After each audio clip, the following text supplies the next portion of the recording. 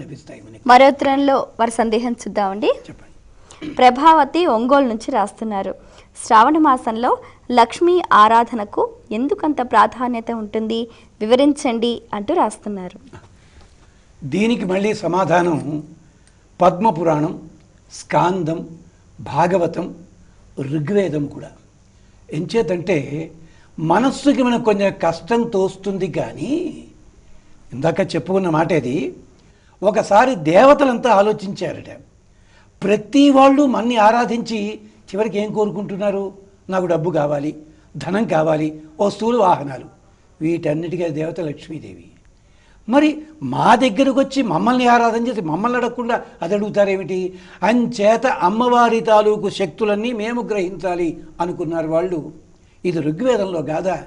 ఏదో మాయోపాయం చేత అగ్నిదేవుడేమో ఆహారం ఇచ్చే శక్తి పట్టుకుపోయాడు, వరుణదేవుడేమో సార్వభౌమత్వము, అధికారాన్ని, ఇంద్రుడేమో బలాన్ని స్వీకరించాడు, బృహస్పతి మాత్రం కొంచెం బుద్ధున్నవాడు గనక విజ్ఞానము, మేధస్సు ఇలాంటివి తీసుకున్నాడు. అలాగే ఒక్కొక్కడు పట్టుకుపోయారు. అంచేత లక్ష్మీదేవి అక్కడే ఉంది, కానీ ఆ స్వరూపం కనిపించటం లేదు. ఎలాగది? ఎలక్ట్రిక్ బల్బ్ వెలుగుంది, కానీ పైన దుమ్మంతా పేరుకుపోయింది, అల్లా అయిపోయింది. అప్పుడు ప్రజాపతి చూచి ఈ దోషాల్ని సవరించాలని భృగువంశీయుడైన స్వామి చేత మిత్రవింద అని యజ్ఞం చేయించాడు.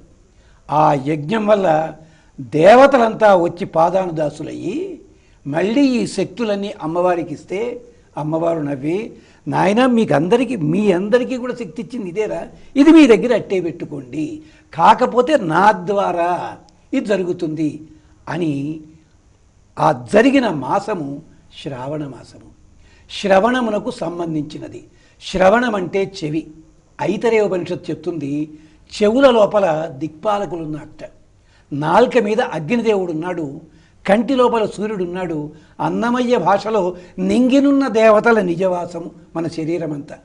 అందుకని దిక్పాలకులంతా తిరిగి తిరిగి వచ్చి నమస్కరించిన చోటు ఇది, క్షేత్రం ఇది, సమయం ఇది గనక శ్రవణం అంటే అర్థం అది. అంచేత మనకి వేదంలో కూడా భద్రం కర్ణే విష్ణుడు యామదేవ, భద్రం వినాలి, మేమంతా భద్రాన్ని చూడాలన్నారు. అందుకని శ్రావణ మాసంలో ప్రత్యేకించి అమ్మవారికి ఆరాధన చేయడంలో విశేషం ఇది. ఈ వర్షాకాలం కదా, వర్షాకాలం అంటే జలము కదా, జలానికి లక్షణం ఏమిటి? ఆర్ద్రత. అమ్మవారి పేరేమిటి? ఆర్ద్రాం జ్వలంతీం. ఆర్ద్రాం అంటే ఆవిడ హృదయం అంతా దయతో నిండి ఉంటుంది. ఆధార పద్మం మీద కూర్చుంటే పద్మంలో మకరందం వల్ల ఆర్ద్రమై ఉంది, పైన ఇంకో పద్మం వేళ్లాడుతుంటుంది, ఆ పద్మంలోంచి మకరందం పడుతుంటుంది. ఇలాగ ఇంతలా ఉన్న తడిసిన నిప్పులా లేదావిడ, జ్వలంతి. అందుకని అమ్మవారిని ఈ మాసంలో ఆరాధించడం అంటే లక్ష్మీనారాయణులని ఆరాధించడమే. అంతేకాదు, లక్ష్మి అంటే లా క్ష మా అనుంది. లకారము లయకి సంకేతము, క్షకారము స్థితికి సంకేతము, మకారము సృష్టికి సంకేతం అంటాడు మంకణ సంహితలో. ఆ మూడిటికి నేనే కారణము లక్ష్మీతంత్రం చెప్తుంది. అందుకని శ్రావణ మాసంలో ప్రత్యేకించి అమ్మవారి ఆరాధన ఇలా చేయడం వైశిష్ట్యం.